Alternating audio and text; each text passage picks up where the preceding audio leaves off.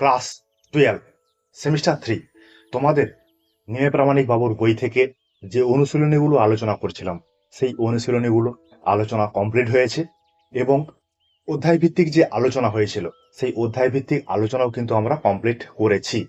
এগুলো কমপ্লিট করার পরে আমরা যে বিষয়টা আলোচনা করব সেটা হচ্ছে কি অনেকগুলো সেট আলোচনা করব, যে সেটগুলো তোমরা দেখলে পড়লে অবশ্যই পরীক্ষাতে ভালো রেজাল্ট করতে পারবে। সেই সেটটি আমরা আলোচনা করব। পারুল প্রকাশনীর উচ্চ মাধ্যমিক টার্গেট বলে একটা বই রয়েছে, সেই বই থেকে। ঠিক আছে, তাহলে আমরা যে প্রথম সেটটি আলোচনা করব, এই সেটটি পুরো 40টি কোশ্চেনই আলোচনা হবে। সেই কোশ্চেনের উত্তর শুধু আলোচনা করছি, এখানে কিন্তু কোনো রকম কোনো অপশান বলছি না, কারণ অপশান বলতে গেলে অনেকটা সময় চলে যাবে। ঠিক আছে, তাহলে তোমরা দেখতে থাকো কোশ্চেনগুলো কি রয়েছে, কি ধরনের কোশ্চেনগুলো রয়েছে। এই কোশ্চেনগুলো কিন্তু তোমাদের জন্য অনেকটাই কার্যকরী। তাহলে আমরা আলোচনা করব মডেল সেট নম্বর 1। ঠিক আছে, লেখাগুলো একটু ছোট ছোট আছে, ভালো করে দেখে পড়বে। যদিও এখানে আমি পড়ে দিচ্ছি, বলে দিচ্ছি। কোশ্চেন 1, 1991 খ্রিস্টাব্দে সোভিয়েত ইউনিয়নের পতনের পর বিশ্বের রাজনীতিতে ব্যাপক পরিবর্তন আসে। পূর্ব ইউরোপের সমাজতান্ত্রিক দেশগুলি মুক্তবাজার অর্থনীতি গ্রহণ করে। এর ফলে আন্তর্জাতিক স্তরে ক্ষমতার মেরুকরণে নতুন বিন্যাস তৈরি হয়। তাহলে উক্ত অনুচ্ছেদ অনুযায়ী এই পরিবর্তনের চূড়ান্ত ফলাফল কি ছিল? এই বিষয়টা পড়ার পর আমাদেরকে অ্যান্সার দেখতে হবে কোনটা ঠিক হবে। তাহলে 1991 খ্রিস্টাব্দে সোভিয়েত ইউনিয়নের পতনের পর বিশ্ব রাজনীতিতে কি ধরনের পরিবর্তন এসেছিল? তাহলে অপশান বি, এক মেরু বিশ্বের উদ্ভব হয়। কারণ সোভিয়েত ইউনিয়নের পতন হয়ে গেছে, পতন হয়ে যাওয়ার পর সেখানে মার্কিন যুক্তরাষ্ট্র সারা বিশ্বে নিজের আধিপত্য বিস্তার করার জন্য চেষ্টা চালিয়ে যাচ্ছিল। 2 নম্বর কোশ্চেন, উল্লিখিত ঘটনাগুলিকে কালানুক্রমিকভাবে সাজাও এবং সঠিক বিকল্পটি চিহ্নিত করো। এখানে কিছু বিষয় দেওয়া আছে, দেখো সেগুলোকে তোমরা পারলে খাতাতে একটু লিখে নিবে। লিখে নিলে কি হবে, বুঝতে তোমাদের সুবিধে হবে। কিউবা ক্ষেপণাস্ত্র সংকট কত সালে দেখা দিয়েছিল? 1962 সাল। ন্যাটো গঠন হয়েছিল কত সালে? 1949 সালে। বার্লিন প্রাচীর পতন হয়েছিল কত সালে? 1989 সালে। ট্রুম্যান নীতি ঘোষণা হয়েছিল, সে সালটা কত? 1947 সাল। এভাবে আমরা যদি সালগুলো ভালো করে ট্যালি করে দেখি, তাহলে দেখতে পাবো আমাদের যে অ্যান্সার হবে সেটা হচ্ছে অপশান এ। দেখো 1947 সাল মানে 4 নম্বর প্রথমেই আসবে, তারপরে আসবে 2 নম্বর 1949 সাল, 2 নম্বর 2 নম্বরের জায়গায় রয়েছে। এরপরে আসবে কোনটা? কিউবা ক্ষেপণাস্ত্র সংকট 1962, 3 নম্বরে 1 রয়েছে এবং 4 নম্বরে রয়েছে 3। ঠিক আছে, বার্লিন প্রাচীর পতন। এইভাবে আমাদের ক্রমান্বয়ে কাল অনুসারে সাজাতে হবে। এখানে সালগুলো তোমরা যদি ভালোভাবে জানো, তাহলে কোশ্চেনটার অ্যান্সার ভালোভাবে বা ঠিক দিতে পারবে। পরে চলে আসি 3 দাগের কোশ্চেন। নিচের দুটি বক্তব্যের একটি হলো বিবৃতি এ, অপরটি হলো কারণ আর। বক্তব্য দুটি পড়ে সঠিক উত্তরটি নির্বাচন করো। বিবৃতি এ, জোট নিরপেক্ষ আন্দোলন, যেটাকে ন্যাম বলছে, কোনোভাবেই নিষ্ক্রিয় নয়। কারণ আরে বলা আছে, ন্যাম বিশ্ব শান্তি রক্ষায় স্বাধীন পররাষ্ট্রনীতি অনুসরণ করে। এই দুটো বিষয় দেখার পর আমাদেরকে স্থির করতে হবে যে কোনটা ঠিক কোনটা ভুল। কিন্তু এখানে দেখা যাচ্ছে বিবৃতি 1ও ঠিক এবং কারণ আরও ঠিক, সেই জন্য অ্যান্সার হবে অপশান এ। এ ও আর উভয়ের সঠিক, আর হলো এর সঠিক ব্যাখ্যা। ঠিক আছে, এরপরে চলে আসি আমরা 4 দাগের কোশ্চেনে। ঠিক ভুল অনুযায়ী সঠিক বিকল্পটি নির্বাচন করো। তাহলে 1 দাগে আছে বাদুং সম্মেলন 1955 খ্রিস্টাব্দে অনুষ্ঠিত হয়, তাহলে এটা ঠিক। 2 আছে কিউবা সংকটে সোভিয়েত রাশিয়া জয়ী হয়, এটা কিন্তু ভুল। 3 নম্বরে কি আছে? ওয়ারস চুক্তি ন্যাটোর পাল্টা পদক্ষেপ, এটাও ঠিক। 4 দাগে আছে মার্শাল প্ল্যান ছিল অর্থনৈতিক সহায়তা, তাহলে এটাও ঠিক। তাহলে শুধুমাত্র 2 নম্বরটা ভুল। তাহলে এখানে কোন অপশানটা অ্যান্সার হবে? দেখো এ দাগেটাই অ্যান্সার, 1, 3, 4 ঠিক এবং 2 নম্বরটা ভুল। এরকম কিন্তু কোশ্চেন অবশ্যই পড়বে। 5 দাগের কোশ্চেন, ঠান্ডা যুদ্ধকালীন দ্বিমেরু বিশ্ব ব্যবস্থায় ক্ষমতার ভরকেন্দ্র কাদের হাতে ছিল? তাহলে ঠান্ডা যুদ্ধকালীন সময়ে দ্বিমেরু বিশ্ব, এখানে আমাদের অপশন এ অ্যান্সার হবে মার্কিন যুক্তরাষ্ট্র ও সোভিয়েত ইউনিয়ন। 6 দাগের কোশ্চেন, পেরিস্তৈরিকা নীতির প্রবর্তক ছিলেন কে? পেরিস্তৈরিকা নীতির প্রবর্তক ছিলেন অপশন বি মিখাইল গর্বাচেভ। এরপরে চলে আসি আমরা 7 দাগের কোশ্চেনে, ট্রুম্যান নীতি 1947 এর মূল উদ্দেশ্য ছিল কি? ট্রুম্যান নীতির মূল উদ্দেশ্য ছিল অপশন এ কমিউনিজমের প্রসার রোধ করা। ট্রুম্যান নীতি চেয়েছিল সারা বিশ্বে যাতে না সময়তন্ত্র ছড়িয়ে পড়ে, তার জন্য এই ট্রুম্যান নীতি ঘোষণা করা হয়েছিল। 8 দাগের কোশ্চেন, গ্লাসনোস্ট নীতির প্রধান রূপকার কে? এই নীতিটির প্রধান রূপকার হচ্ছে অপশন এ গর্বাচেভ। তাহলে গর্বাচেভ পেরিস্তৈরিকা এবং গ্লাসনোস্ট দুটো তত্ত্বের প্রবক্তা। 9 দাগের কোশ্চেন, স্তম্ভ এর সঙ্গে স্তম্ভ বি মেলাতে হবে। ঠিক আছে, তাহলে সাধারণ সভা, সাধারণ সভাকে কি বলা হয়? বিশ্ব সংসদ। নিরাপত্তা পরিষদ, তার কি ক্ষমতা রয়েছে? ভেটো ক্ষমতা রয়েছে। আন্তর্জাতিক আদালত, আন্তর্জাতিক বিচার ব্যবস্থা। ইউনেস্কো কি কাজ করে? শিক্ষা ও সংস্কৃতির কাজ করে। তাহলে এইভাবে তোমরা মেলাবে, মেলানোর পর দেখবে তাহলে 1, 2 কোথায় রয়েছে? 1, 2 রয়েছে প্রথম অপশানটাতেই রয়েছে, দেখো এই অপশানটা। ঠিক আছে, এখানে মিলিয়ে দেখালাম, তোমরা কিন্তু আরেকবার নিজেরা প্র্যাকটিস করবে। 10 দাগের কোশ্চেন, বিশ্ব স্বাস্থ্য সংস্থা WHO এর সদর দপ্তর শূন্যস্থান শহরে অবস্থিত। তাহলে WHO এর সদর দপ্তর কোথায়? Option B জেনেভাতে।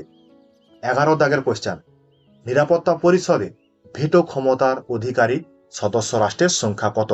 মানে নিরাপত্তা পরিষদের ভেটো ক্ষমতা প্রদান করতে পারে কটি সদস্য রাষ্ট্র? অপশন এ 5টি। মানে নিরাপত্তা পরিষদের যে স্থায়ী সদস্য রাষ্ট্র যেগুলো রয়েছে তারাই শুধুমাত্র ভেটো প্রদান করতে পারে।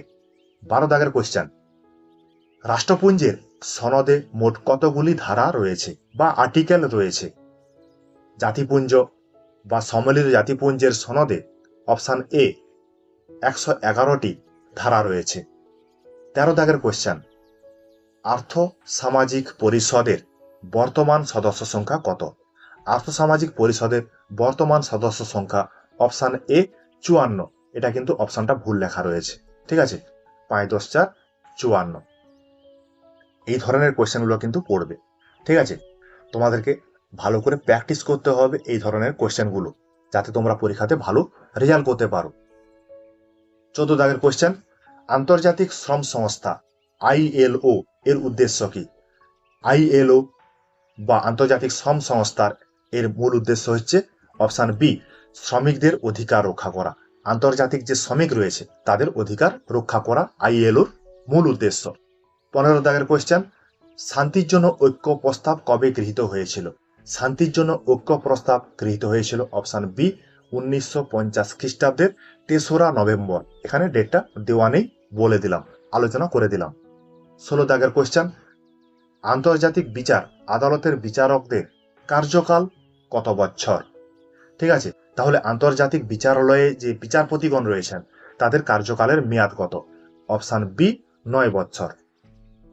এরপরে চলে আসি আমরা 17 দাগের কোয়েশ্চেনে, সত্য ও মিথ্যা অনুযায়ী সঠিক বিকল্পটি নির্বাচন করতে হবে সমসাময়িক বিশ্বের নিরাপত্তা প্রসঙ্গে।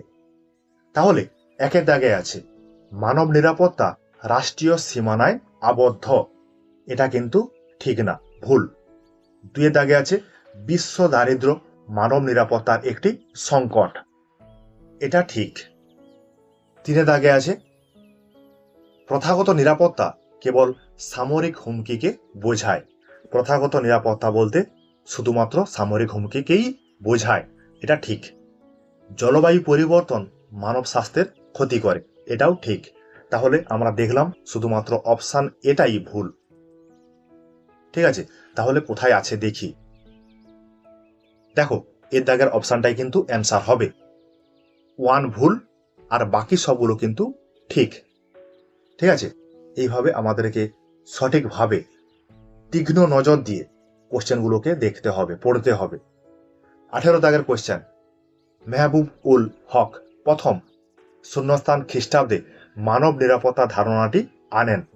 তাহলে এই ব্যক্তি মেহবুব উল হক কত সালে মানব নিরাপত্তা ধারণাটি এনেছিলেন? অপশান বি 1994 খ্রিস্টাব্দে। 19 দাগের কোশ্চেন, আধুনিক বিশ্বে মানব নিরাপত্তা ধারণার কেন্দ্রবিন্দু কি ছিল? তাহলে আধুনিক বিশ্বে মানব নিরাপত্তার কেন্দ্রবিন্দু কি? অপশান সি ব্যক্তি মানুষ। তাহলে এখন যে নিরাপত্তাগুলো সেগুলো ব্যক্তি মানুষকে কেন্দ্র করেই গড়ে উঠছে। 20 দাগের কোশ্চেন, পরিবেশগত নিরাপত্তার ক্ষেত্রে জীববৈচিত্র্যের হ্রাস কোন সংকটের সৃষ্টি করে? তাহলে জীববৈচিত্র্য যদি হ্রাস হয় তাহলে কি দেখা দেবে?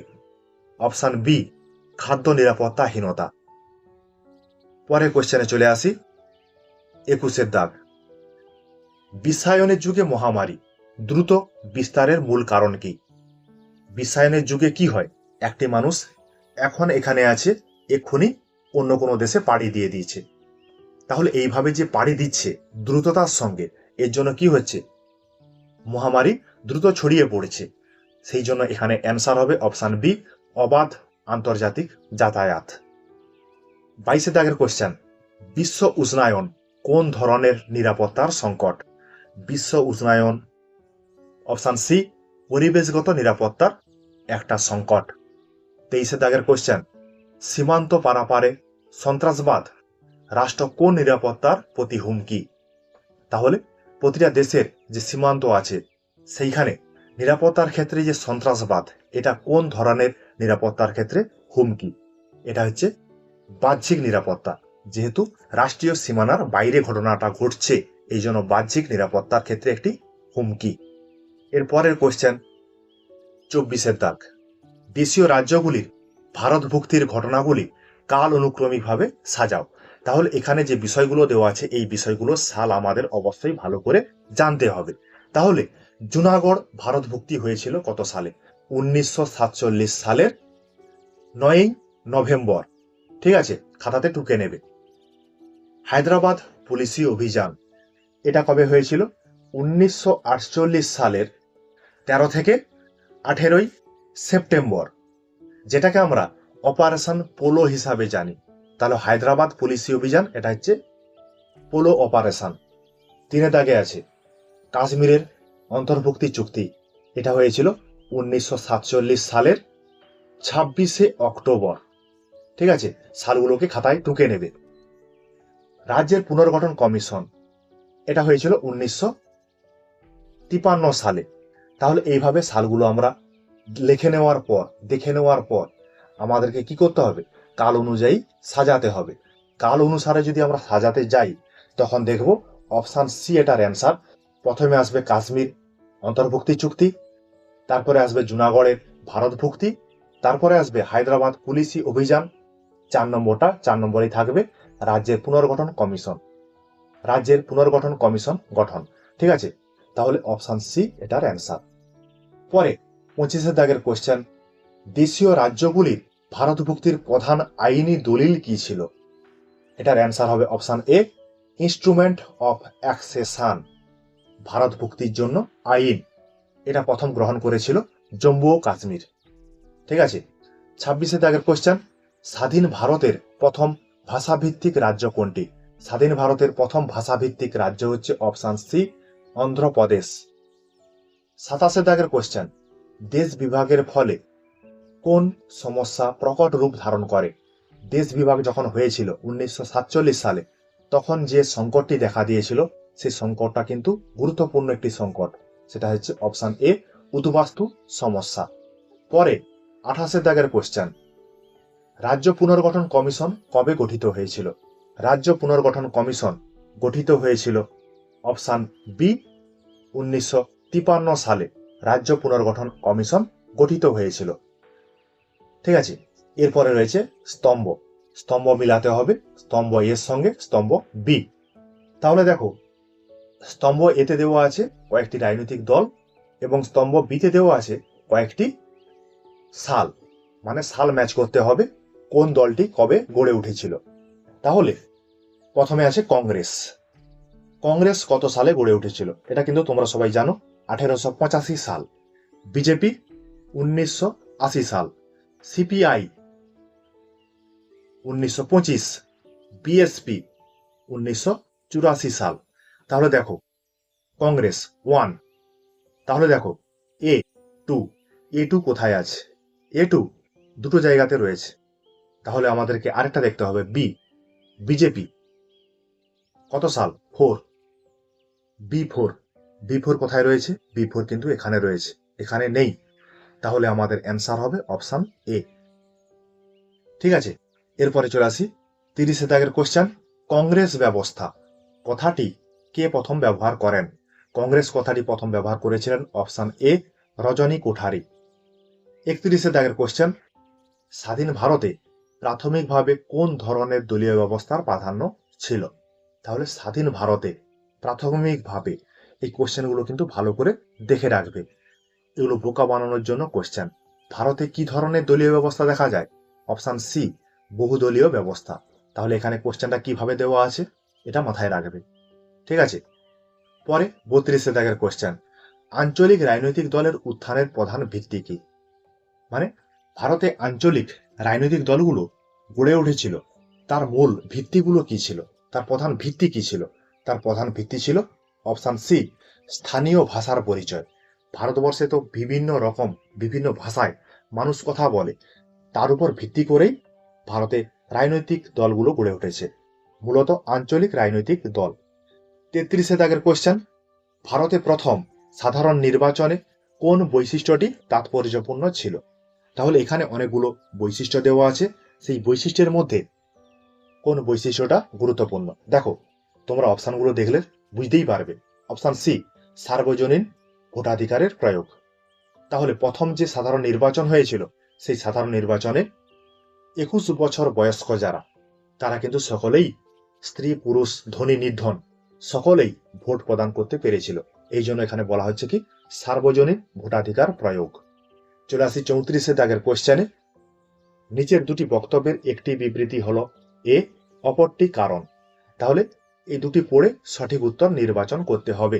বিবৃতি এতে আছে ভারত প্রথম থেকেই জোট নিরপেক্ষ নীতি দৃঢ়ভাবে অনুসরণ করেছে। কারণ আরে বলা আছে ঠান্ডা যুদ্ধের সময় ভারত কোনো সামরিক জোটে যোগ দেয়নি।